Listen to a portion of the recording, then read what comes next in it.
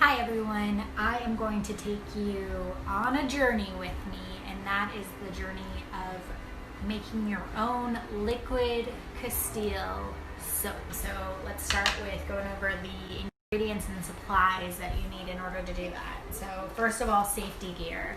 I have a mask, I have goggles, I have really heavy duty gloves. For liquid soap, we use potassium hydroxide to create the lye that is necessary for the saponification process, and that is kind of dangerous. It can be dangerous to work with, so you want to make sure to always wear your safety gear and work in a well ventilated area. I have a window open, a fan going, I have my front door right here that I can open, and a garage door right here that I can open. So safety first. Aside from that, I do keep white vinegar nearby because in case anything splashes or spills with the lye, the white vinegar is a great way to neutralize that. I have distilled water here. Unfortunately, it's in a plastic jug, but the good news is this recipe makes about 1 gallon of soap, so I can use this jug to store my soap. So you have your potassium hydroxide and your distilled water, which mix together to make lye. The only other ingredients in this soap would be olive oil and coconut oil. I specifically looked for pure olive oil this time because the last couple times I used extra virgin.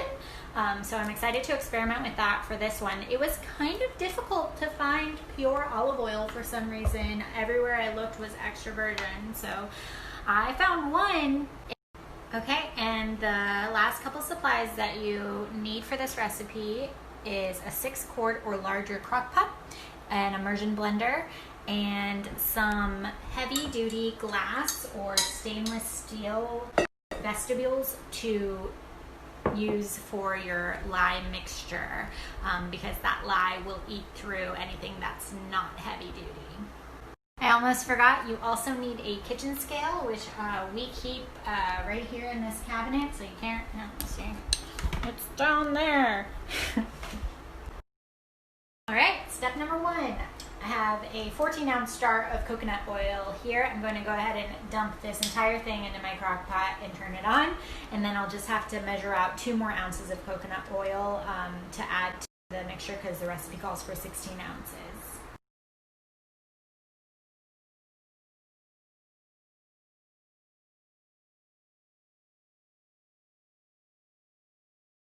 Time to add olive oil. So the one container here has 16.9 ounces. The recipe calls for 24 ounces, so I'll need an additional 7.1 ounces.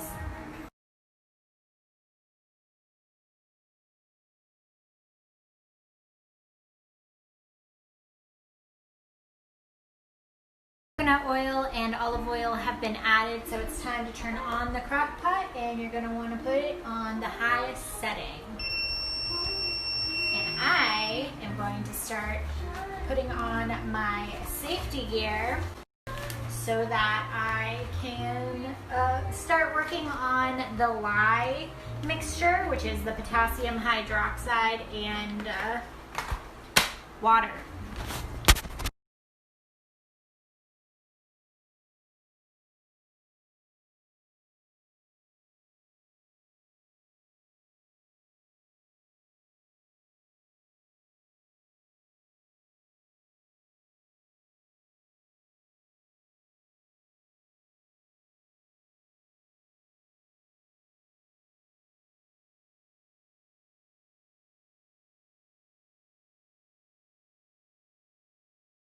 A 5-minute break and was able to catch my stories up with what I did for mixing and pouring the lye. Now I have to come back once every 5 minutes to continue to immersion blend the lye, and this will take about a half an hour, and I'm still wearing my safety gear for this. The mixture is already starting to thicken up, and it'll get thicker and thicker and harder for me to blend.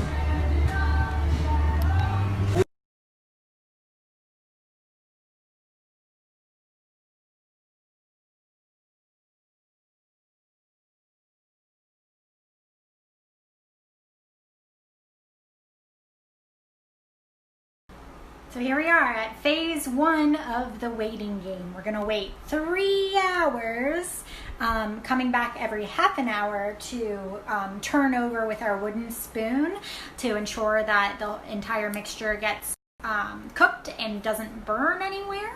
But yeah, in 3 hours, this goop will turn translucent, hopefully, and then it'll be time to move on to the next step. So see you soon.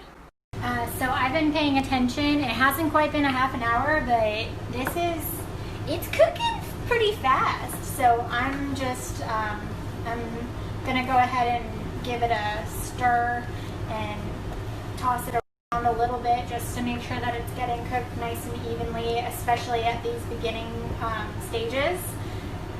But I have a feeling that the experiment with the pure olive oil versus the extra virgin olive oil is the reason that it's cooking faster, because the pure olive oil has more fat.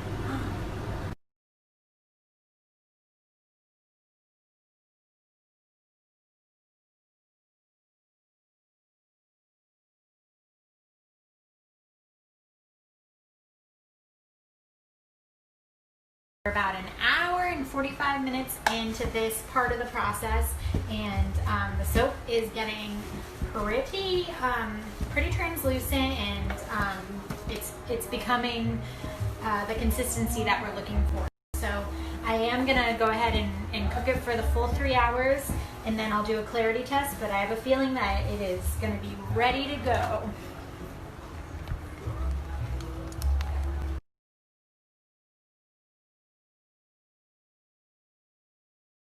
Alright, it's been 3 hours, so this is what our soap looks like after 3 hours of sitting there and me coming and stirring every half hour or so. So we're looking for translucency, and that yellowish color is great. So it looks good, but next we have to do a clarity test to make sure that it's ready to move on to the dilution process. So to test the clarity, we need to boil some water. Make sure you're using distilled water, because the last time I did this, I forgot to use distilled water, and I was using water from my sink, and I thought that it was taking forever for my soap to pass the clarity test, but really it was because of my water. So make sure you're using distilled water. Okay, so we got some boiling distilled water. What I'm going to do is take 4 ounces, or about a half a cup of this water, and I'm going to add in a golf ball size blob of my soap goop to this boiling water. And you have to let it cool. So I feel like maybe I took too big of a blob, because it's taking a really long time for it to dissolve into the soap. But based on experience, I have a good feeling about this clarity test, because before, when I did this, when it didn't pass the clarity test, it was showing the signs of that way earlier on, and this is looking pretty clear still. Okay, it's time to check the clarity. We got dissolved, cooled down soap. What I'm going to do is I'm just going to take a spoonful of this and pour it over this sheet of paper to see if I can still read the words under it. But so far so good. There's bubbles, but there's no scum floating to the top of this one. I put a lot of goop in for the 4 ounces, I think. So I'm going to give it a little room. Here we go. Oh yeah.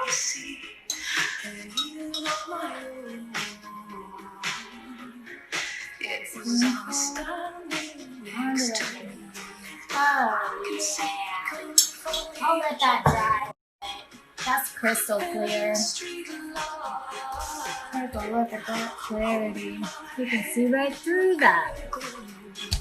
We're in good shape to move on with the dilution process. Alright, so that means that my soap has reached base, And I am now moving on with the dilution process, which means that I'm going to add 10 cups of diluted water. That's 2. Right, so as you can see, my crock pot is filled to the brim, so make sure you're using a good sized crock pot. 6 quarts is the minimum. What I'm going to do now is just try and break up this soap as best as I can without splashing. And then my job is done for the night. I'm going to let this sit overnight, and I'm going to check on it in the morning, and I should have finished soap by then.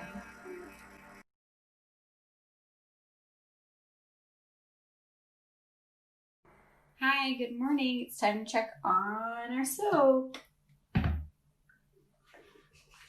And it looks perfect. I don't see any scum at the top. The past couple times I've done this, it took a little bit longer than overnight, and I would have to dilute it further because there was soap scum that would be floating at the top. But there's none here. This is perfect. So all that's left to do now is to let it cool, and then we'll transfer it to its container. Hello, so I have completely cool soap, and I'm ready to start putting it in the containers that I'll keep it in. I have this, which is just a recycled Carlo Rossi wine jug. That is only 3 liters, and this makes a little over a gallon, so I'll have leftovers. So I have several of these mason jars ready to go. I also have, this is a recycled Bath and Body Works foam pump that I will be using for the soap that I'm going to make for myself immediately, because I'm very excited to hop in the shower and try out my new soap right after I do this. I'll have to do. Thank you for the idea to my fiance. Yeah, and so I'm just gonna pour this in one little ladle at a time. Here she goes. The good thing about this is if you make a mess, it's soap, so it cleans itself up.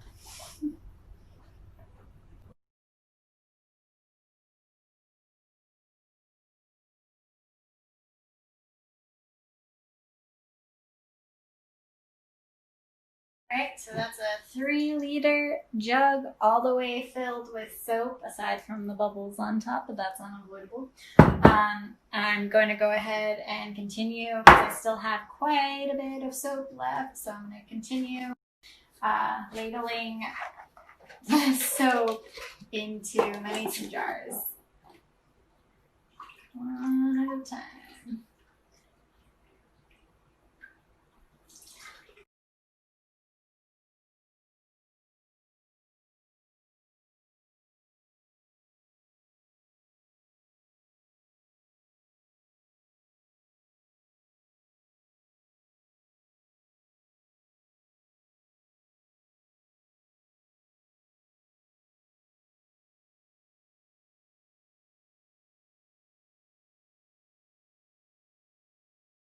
That's a lot of soap, which is awesome because it lasts me about 6 months, and I'm very generous about giving it away to friends because I want them to try it.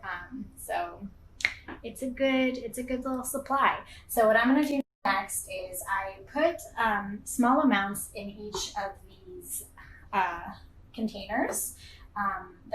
All of them are foam pumpers, which is, this soap really does well with foam pumps.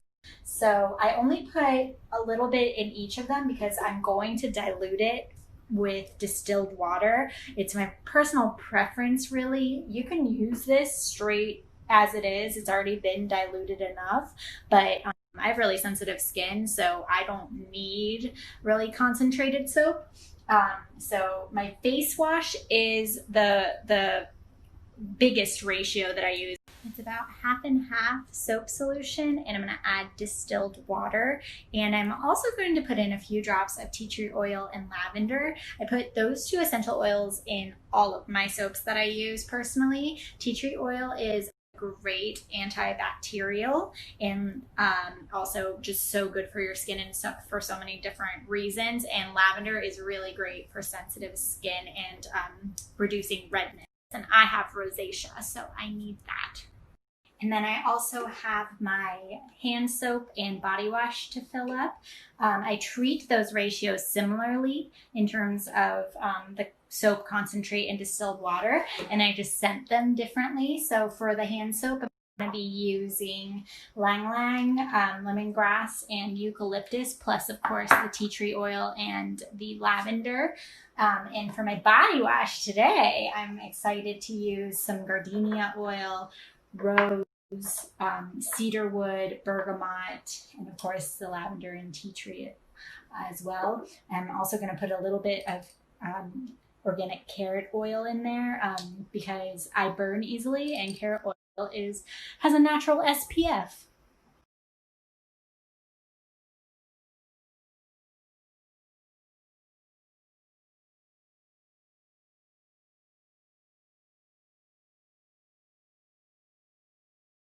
I almost forgot, I have jojoba oil here that I'm going to add to each of these. I'm not certain. I know coconut oil is a carrier oil, but I don't know when it's mixed into the soap like it is and with the saponification process. I'm not sure if it still acts as a carrier oil. So I put the jojoba in there just in case, in addition to that, to make sure that my skin is able to absorb all of the benefits of the different essential oils. So there you have it. Our soap making journey has come to an end. Thank you for those of you who've watched this far. I have a ton of soap after all of that, and it's going to last me about 6 months. I can use it for all sorts of things. Go ahead and do a Google search for uses for Castile soap. Your mind might be blown a little bit, just fair warning. If you are inspired to make your own, hooray! Reach out to me if you have any questions. I'm going to post the link of the recipe that I followed. But if you don't want to, that's okay too. I just hope maybe you learned something from my process.